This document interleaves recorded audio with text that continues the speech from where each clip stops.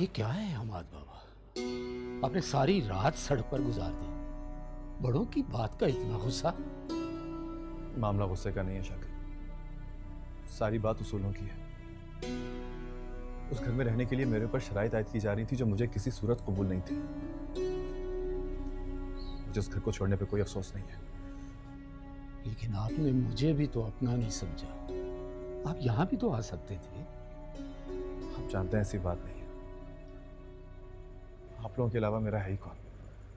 लेकिन शाकिर मैं यहां नहीं आ सकता था। I'm सॉरी, लेकिन आप भी डैड के तनख्वाहदार मुलाजिम ही तो है।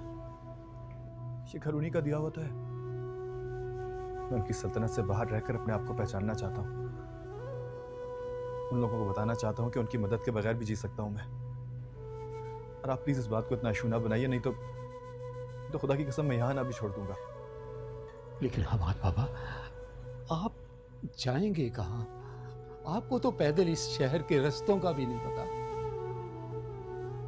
कदम जब रास्तों पे पड़ेंगे तो कदमों को आशनाई भी हो जाएगी। आप ये बताइए कि आप मौलवी साहब के पास गए थे? क्या था, वो तो बेचारे बिस्तर से ही लग गए।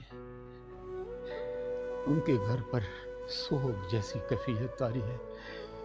वो एक खुददार इंसान है और उनकी गैरत पर घनौना वार किया गया है। हमाद बाबा, दुआ करें अल्लाह उनको ये जख्म सहने की हिम्मत अता करे। लेकिन हमाद बाबा, मुझे हिम्मत नहीं पड़ी कि मैं कोई भी आपकी बात छेड़ता।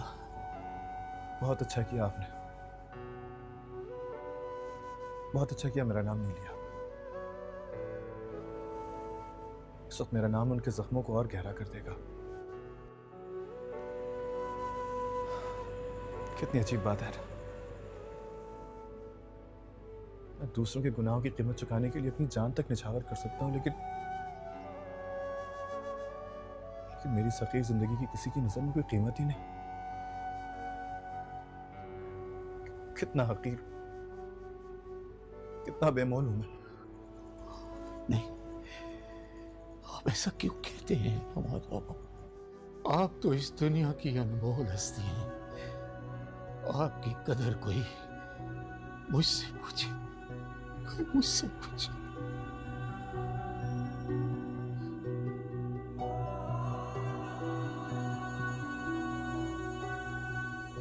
चलता हूं मैं।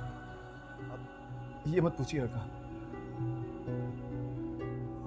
अगर आप लोगों को पता चल गया ना तो शायद आप मुझे जाने ही ना थे।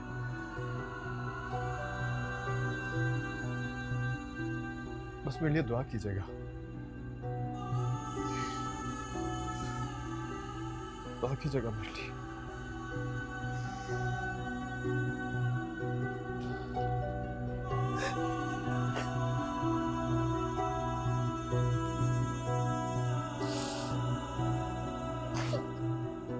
जल्दी जल्दी करो। नौकरों की खिदमत के साए तले एयर कंडीशन कमरों में रहकर मिनरल वाटर पीने वाला ये शहजादा जो है, इसको क्या पता कि बाहर की मुसीबतें क्या होती हैं। लगाओ लगाओ, शाबाश। एक रात घर से बाहर गुजारेगा, तबीयत साफ हो जाएगी और ये इश्क जो है ये निकल जाएगा इसमें से। ये ले जाओ।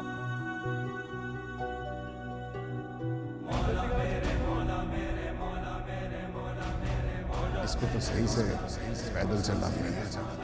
बच्चे को पैदल चलना उसके माँ बाप ही सिखाते हैं, जो मुझे आपने या मॉम ने नहीं सिखाया। लेकिन कोई बात नहीं, वक्त सब कुछ सिखा देता है।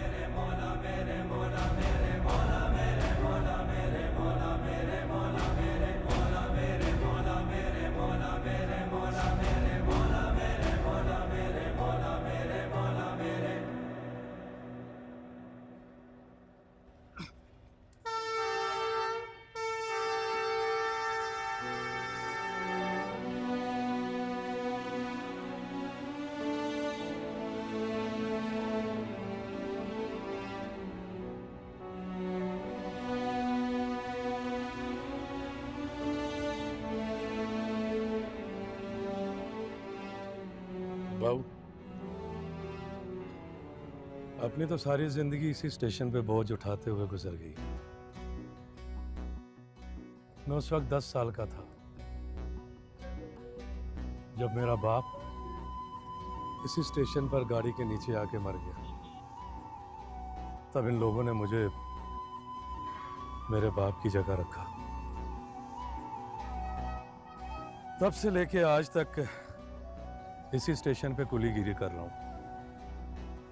और एक बात बताऊं बाबू, मैं मजदूरों के हाथों के एक एक पोर से वाकिफ हूं, और तेरे हाथों के छाले बता रहे हैं, मजदूरी तो दूर की बात, तूने कभी अपने इन हाथों से एक गिलास पानी का उठा के भी नहीं पिया होगा।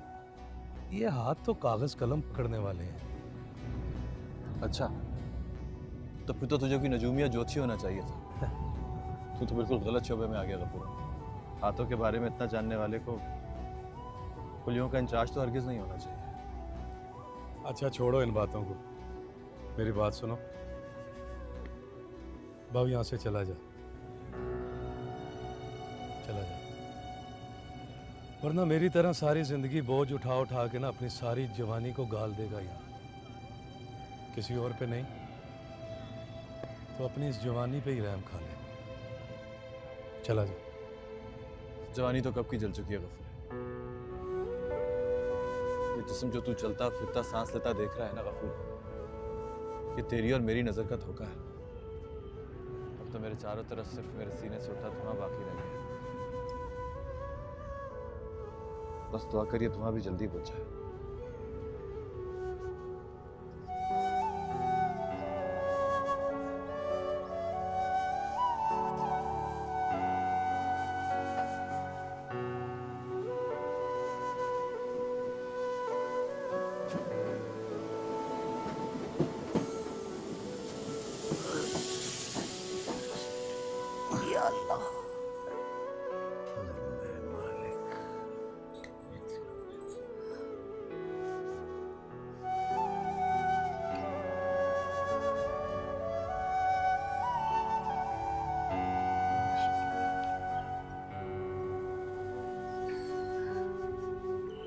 बस बेटा, बस बस बस।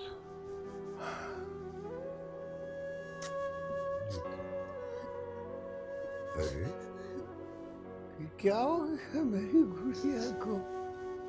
बस बस बेटा, रोते नहीं, रोते नहीं। जब तक तुम्हारा बाप जिंदा है ना, तो तुम दोनों के दामन तक बदनामी का कोई छींटा नहीं पहुंचने दूंगा। खैर से मुंह धो ले। लो, वाह पाकिस्तान, रोक लिया इंडिया ने तेरा पानी भी। हाँ हाँ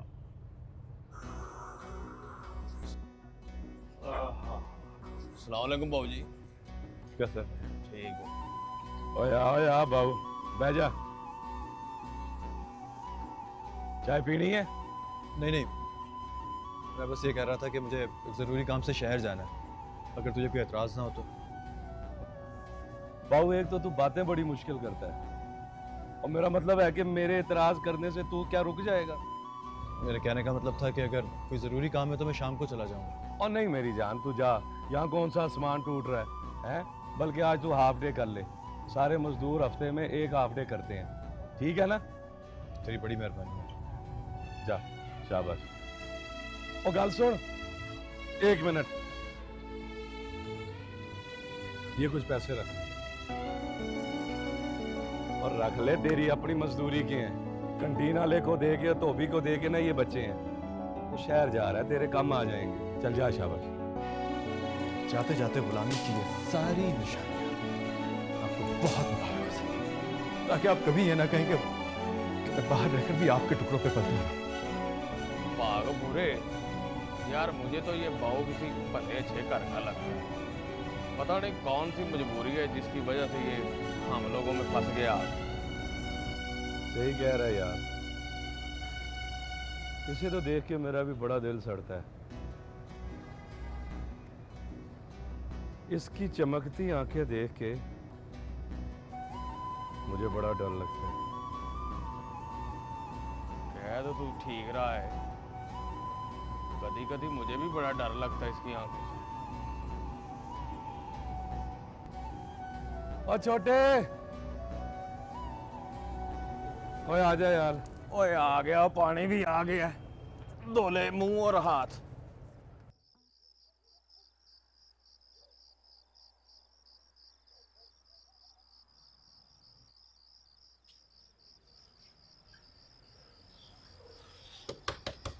उनके घर पर सोग जैसी कैफियत तारी है।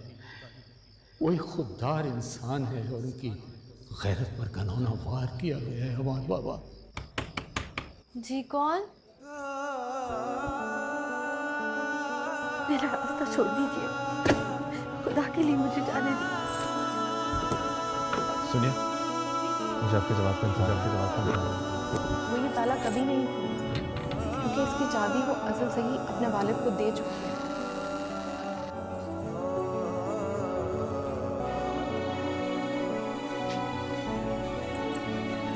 खुदा के लिए मुझे जाने दीजिए। मुझे आपके जवाब का इंतजार है।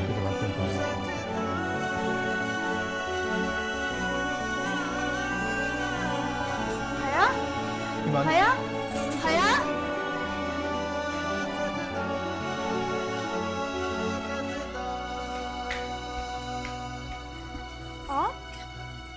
यहाँ, खुदा के लिए आप यहाँ से चले जाएं, अब्बा की तबीयत ठीक नहीं है।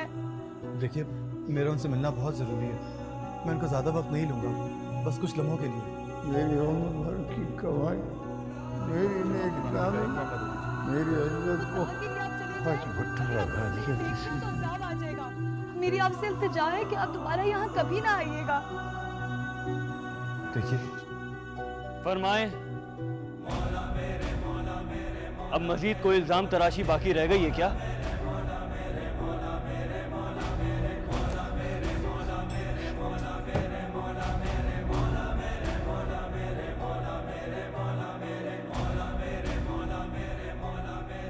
आप बिल्कुल गलत समझ रहे हैं। मैं अपने घर वालों की तरफ से मौलवी साहब से माफ़ी मांगने के लिए आया। कमाल है, जिस महल में हमारी झोपड़ी की इज्जत पर उंगली उठाई जाती है, उसी महल का शहजादा सारे किए किराए पर पानी फेरने के लिए हमारे गरीब खाने पर माफी के 2 अल्फाज कहने के लिए आ जाता है। क्या बात है हमाद साहब, हमारे घर की इज्जत पर मजीद कोई हमला बाकी रह गया है? मैं मानता हूँ हमारे घर वालों ने बहुत बुरा सलूक किया, बहुत गलत किया ईमान के किरदार पे। बस बहुत हो गया। बेहतर यही होगा कि ये नाम दोबारा आपके होठों पर ना आए। आपकी अमारत और आपका बड़ा खानदान अपनी जगह, लेकिन हमारे खानदान की हुर्मत पर कोई इल्जाम लगाए, इसका हक किसी को नहीं है। ये आपका खानदान और उसकी हुर्मत ही है कि जिसकी खातिर मैं आज यहाँ आपके दरवाजे पर माफ़ी की दरख्वास्त का कशकोल लिए खड़ा हूँ। क्या आपके यहाँ माफ़ी की कोई रिवायत नहीं है? मौलवी साहब को आपका पैगाम पहुंचा दूंगा। इस वक्त आपका उनसे मिलना मुनासिब नहीं है। मैंने तो सुना था कि छोटे दरों में रहने वालों के दिल बहुत बड़े होते हैं, और अगर उन दरवाज़ों के बाहर मजहब और रवादारी का टीका लगा तो हम जैसे नाउमीदों की उम्मीद और बढ़ जाती है। लेकिन नहीं, मेरी किस्मत में शायद ऐसे दरवाजों से भी सिर्फ धुतकार ही लिखी है। अल्लाह हाफिज़ अब्दुल्ला। ठहरो,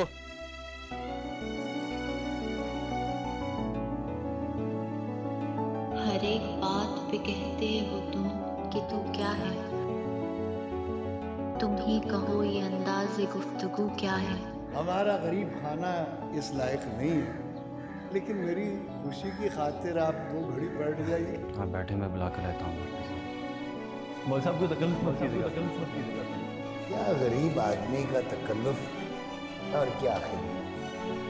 बहुत बहुत शुक्रिया हमाद मियाँ, आप मेरी इयादत के लिए आए।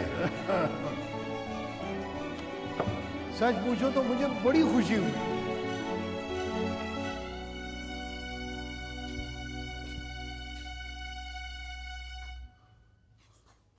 अस्सलाम वालेकुम।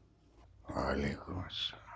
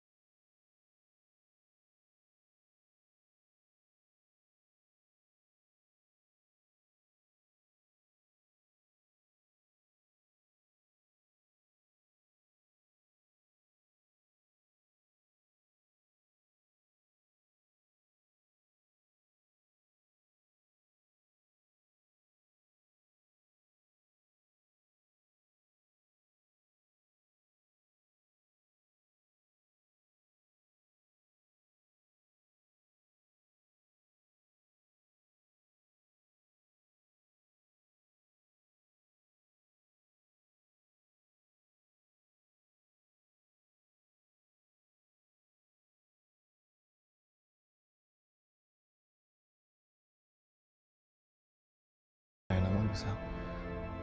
मैंने आपको बताया है कि इस वक्त आपके सामने रिटायर्ड कमिश्नर अमजद रजा का बेटा नहीं है, काम मजदूर बैठा हुआ है।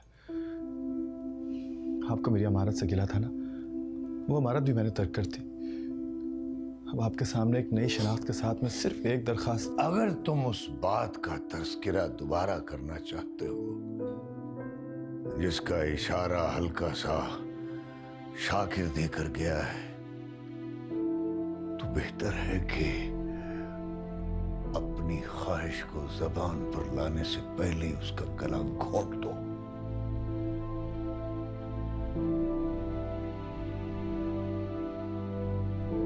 ये नामुमकिन है। जी सिर्फ इतना बता दीजिए मौलवी साहब, मेरे अंदर क्या कमी है, क्या खामी है, मैं उसे दूर करने की पूरी कोशिश करूंगा।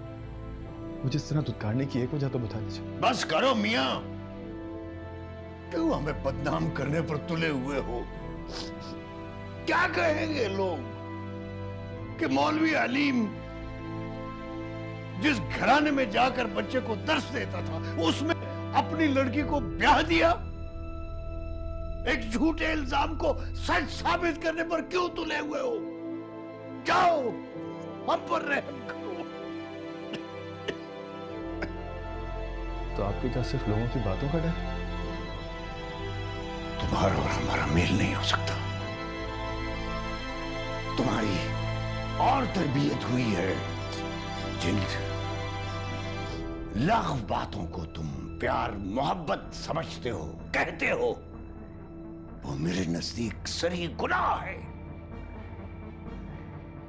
हमारी लड़की ऐसे घरानों में नहीं ब्याही जाती जहां साला साल कोई नमाज भी ना पढ़ता हो, जिन्हें दूसरा कलमा भी याद ना हो, कुरान को वो सिर्फ ताक में रखने वाली किताब समझते हो, औरत और मर्द बेहिजाब मिलते हो। तुम भी उसी घर से ताल्लुक रखते हो। उस घर को छोड़ देने से तुम्हारी खसलत नहीं बदल जाएगी। मैं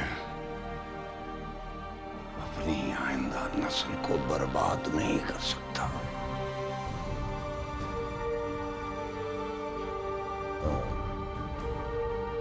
अब अगर तुम्हारी इजाजत हो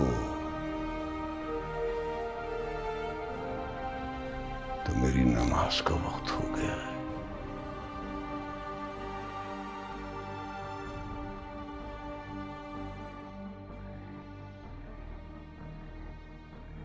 ठीक कहा है आपने मौलवी साहब।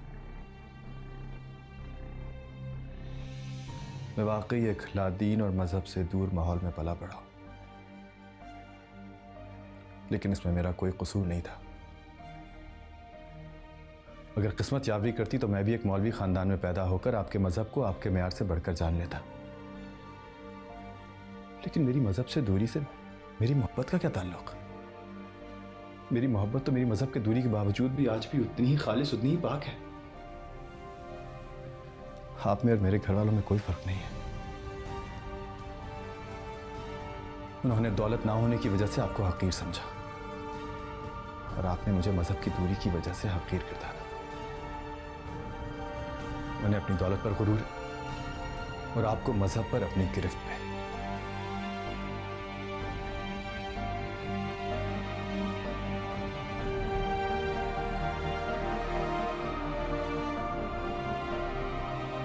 उन्होंने दौलत ना होने की वजह से आपको हकीर समझा और आपने मुझे मजहब की दूरी की वजह से हकीर गिरदारा।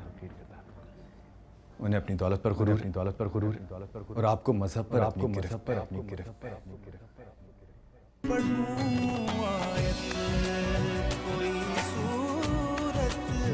सनम के नाम का कलमा वफा के दो दानों पर तस्वीर दो मुकम्मल है वो जन्नत हो या ये दुनिया। इन्हीं लफ्जों की चाहत है, मोहब्बत है खुदा जैसी, खुदा ही तो मोहब्बत है खुदा के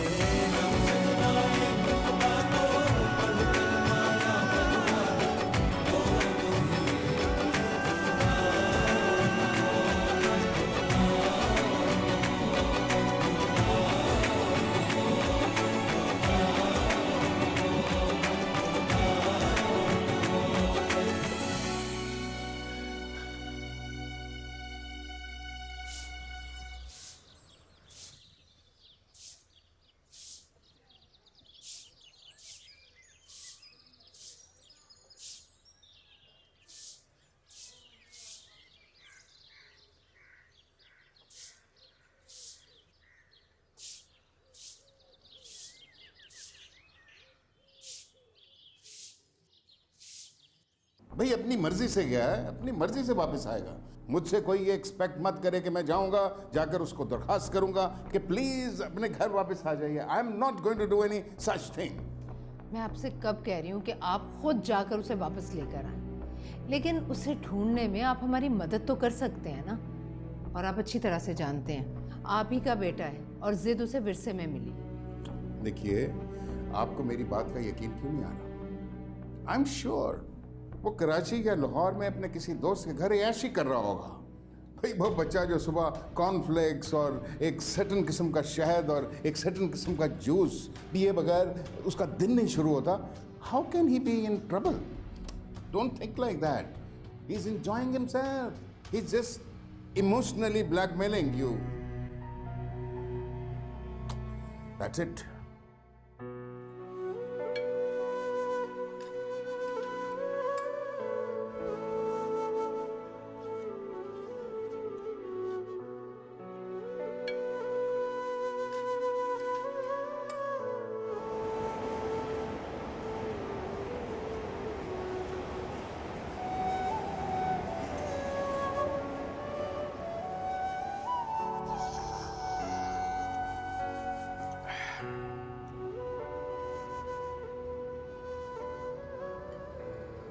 बाबू, अगर चाय का मजा लेना है ना तो चाय फिर मेरी तरह पी।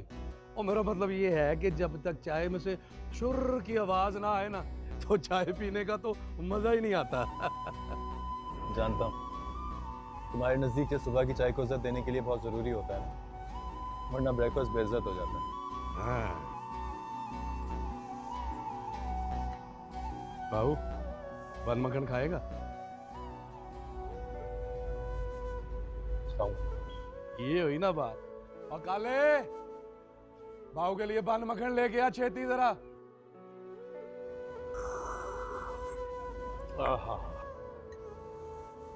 ले बाबू खा। चल पैसे मैं भेज दूंगा, चल जा। भाई वो बच्चा जो सुबह कॉर्नफ्लेक्स और एक सर्टन किस्म का शहद और एक सर्टन किस्म का जूस पिए बगैर उसका दिन नहीं शुरू होता, how can he be in trouble? चल ना बन मक्खन। आकाश आवाज का पता नहीं गड्डी ने भी आज कितने बजे आना है। चल चल सामान कर दे। हमारी लड़कियां ऐसे घरों में नहीं ब्याही जाती जहां साल से किसी ने नमाज न पढ़ी हो, जिन्हें दूसरा कलमा भी याद न हो, कुरान को वो सिर्फ ताक में रखने वाली किताब समझते हैं। बाबू, सोचो में खो जाते हो यार। हनुमत का शाबाश। अपनी आइंदा नस्ल को बर्बाद नहीं कर सकता। बाबू, तुझे स्टेशन मास्टर साहब बुला रहे हैं।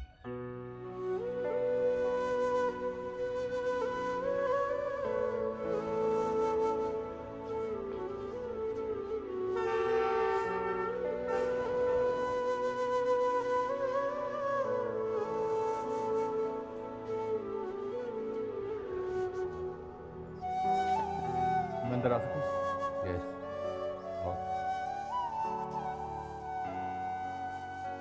अभी कामरान का फोन आया था। मैं तुम्हारे बारे में बात करने ही वाला था कि फोन कट गया। करेगा अभी दोबारा। आओ। साहब जी, वो पुराने डाक यार्ड का जो क्लर्क है वो छुट्टी पे है, तो बहुत सारे मजदूरों की ना मजदूरी भी देनी है और थोड़ा सा ओवर टाइम का हिसाब किताब भी करना है। मेरे कहने का मतलब ये था कि अब आप बताएं क्या करना है। अरे मैं भूल ही गया था, रहीम ने तो रिटायरमेंट के लिए LPR ले ली है। अब भाई कोई बंदा तो लगाना पड़ेगा ना उसकी जगह पे आर्थिक तौर पर। ओह अम्माद, तुम सीनियर क्लर्क का चार्ज क्यों नहीं ले लेते? भाई तुम्हें दफ्तरी काम भी मिल जाएगा और बाद में हम तुम्हारी मुश्किल भर्ती के लिए सिफारिश भी कर देंगे। ये बिल्कुल ठीक है। इस तरह साहब जी आपने बाव की ना कुलीगिरी से भी जान छूट जाएगी। सही है ये? नहीं सर, मुझे तो आप कुली रहने दें तो बेहतर है। मेरे नसीब पर जितना बोझ है मुझे इस नौकरी में उठा लेने दो। वैसे भी मुझे लगता है कि मैं कोई और काम दयानतदारी के साथ कर भी नहीं पाऊंगा। ये क्या बात हुई? मेरा मतलब है बाबू तुम पढ़े लिखे हो। फिर ठीक है, जैसे तुम्हारी खुशी। गफूर तुम ऐसे करो कि मेरे क्लर्क से कहो कि वो ये सारा काम खुद संभाल ले। मैं 1-2 रोज में उसका मुस्तकिल बंदोबस्त भी कर दूंगा। ठीक है जी।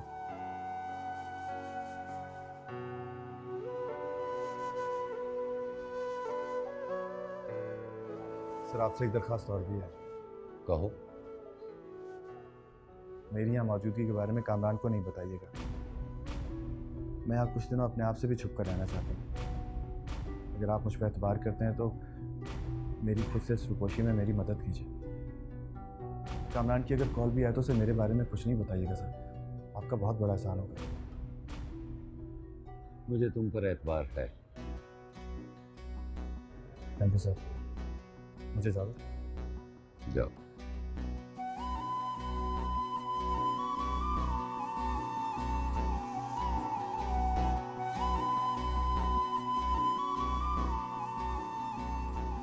बाहू, बाहू, यार एक मिनट ठहर जा, बात तो सुन जा। कि तूने लिखत पढ़त वाले काम से इनकार क्यों किया? सब समझता हूं मैं बाहू, तू अपनी जान को अजियत देने के लिए ना सारा दिन ये बोझ उठाता फिरता है।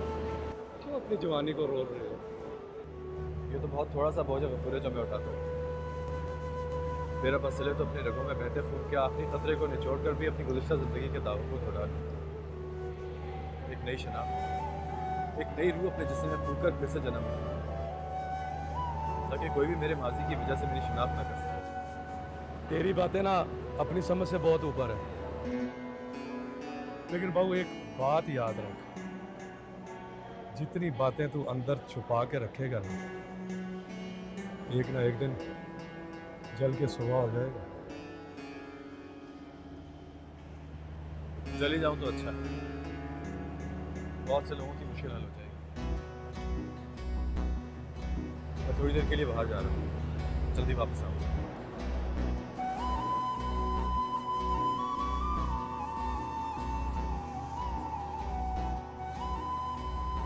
और रशीद, चलो उधर इकट्ठा हो, मैं देखता हूँ। सबको बुलाओ जरा।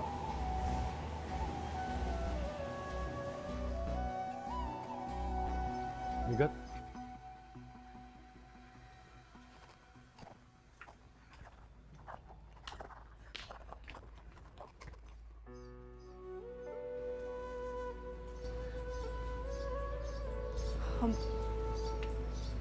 हमाद भाई, आप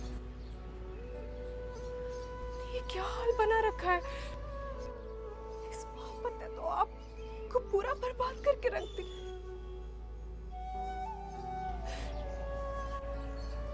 इस सब की जिम्मेदार मैं हूं ना, मैं ही सबसे बड़ी गुनहगार हूं। ये सब कुछ मेरी वजह से हुआ है। एक बात कहूं, तुम जितना बचपन में बुरी लगती थी ना रोते हुए, अभी भी बिल्कुल इतनी लगती है। चलो मुस्कुराओ। शाबाश, डेस्परेट। मैं चलता हूँ, ज्यादा देर रुक नहीं सकता।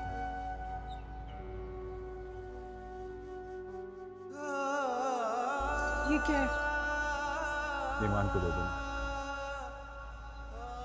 मेरी तकदीर में हुआ तो एक दिन मुझे खुद वापस करने आएगी। अब मेरी जंग ज़माने से नहीं, तकदीर से है निकलती। देखते हैं जीत किसकी होती है।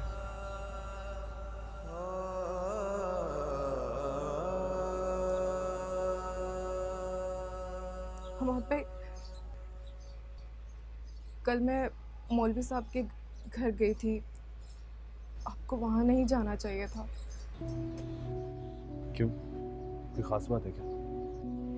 वो सब घर वाले बहुत परेशान हैं। हया ने आपके लिए पैगाम दिया है कि आप ईमान को भूल जाएं और अपने घर चले जाएं। यही सबके लिए बेहतर है। बात मेरे घर वापस जाने से बहुत आगे बढ़ चुकी है निगत। उससे कहना कि उस घराने की इज्जत मेरे लिए सबसे बढ़कर है और हमेशा रहेगी।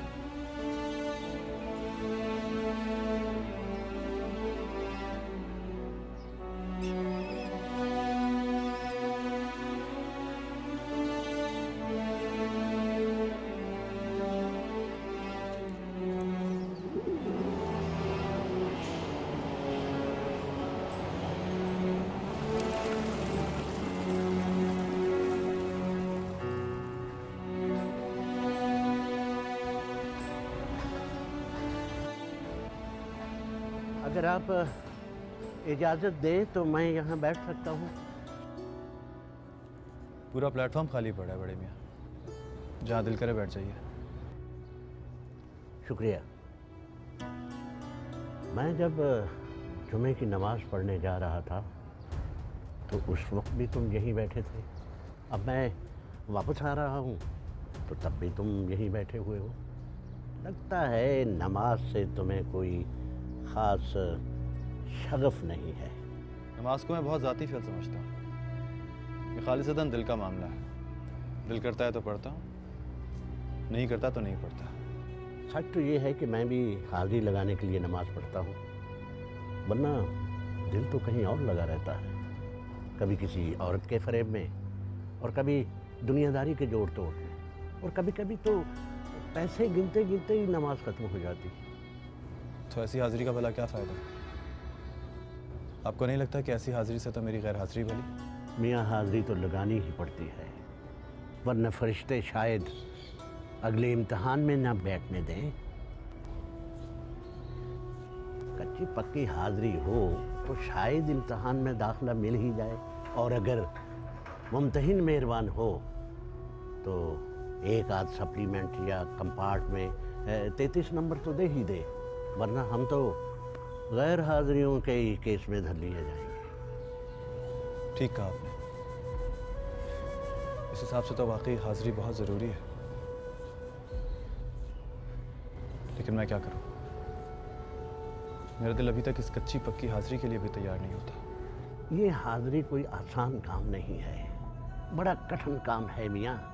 शुरू में तो मैं भी कई बार भाग खड़ा हुआ, या फिर जल्दी जल्दी मैंने 17 रकात 17 लम्हों में पढ़कर ये जा वो जा। और अब कैसा महसूस करते हैं?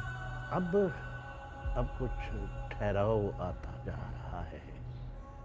वैसे तो कामलियत लाखों में से एक को नसीब होती है ना। हम जैसे तो बस नियत के बलबूते पे ही दुनिया काट लेते हैं। आप तबलीगी हैं क्या? अच्छा, गोया तुम अब तक मुझे तबलीगी समझ रहे हो।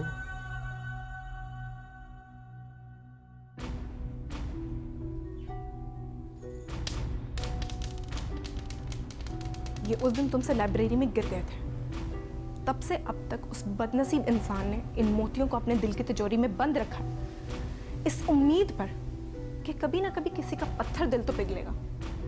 लेकिन उसे नहीं पता कि उसकी सबसे बड़ी गलतफहमी है कि पिघलने के लिए भी किसी के सीने में दिल का होना बहुत जरूरी है।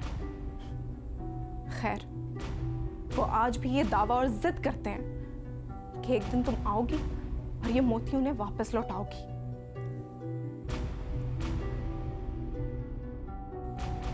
तुम्हें भी यही लगता है कि जो कुछ भी हो रहा है उसकी जिम्मेदार मैं हूं?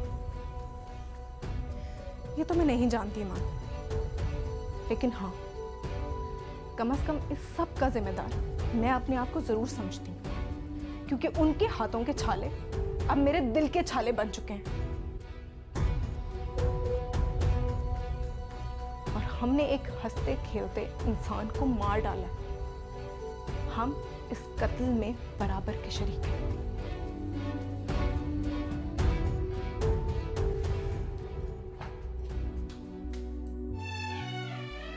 मैं आपसे सिर्फ ये कहना चाहता हूँ कि मैंने जब से आपको देखा है मेरा आप अपना नहीं रहा। अपनी ख्वाहिश को जबान पर लाने से पहले ही उसका गला घोंट दो। मेरे पास वो अल्फाज ही नहीं जिनसे मैं अपनी कैफियत आप तक बयान कर सकूं। एक झूठे इल्जाम को सच साबित करने पर क्यों तुले हुए हो? सब दुनिया की तमाम डिक्शनरियों के सारे अल्फाज मेरी जज्बे की सच्चाई को बयान करने के लिए मुझे बहुत छोटे, बहुत आमियाना लगते हैं। ईमान मेरी वो क्या कहते हैं, डिक्शनरी है। आज आपके जवाब पे बताऊंगा। ये नामुमकिन है। जीती रहो बेटा, अल्लाह तुम्हारे नसीब अच्छे करे।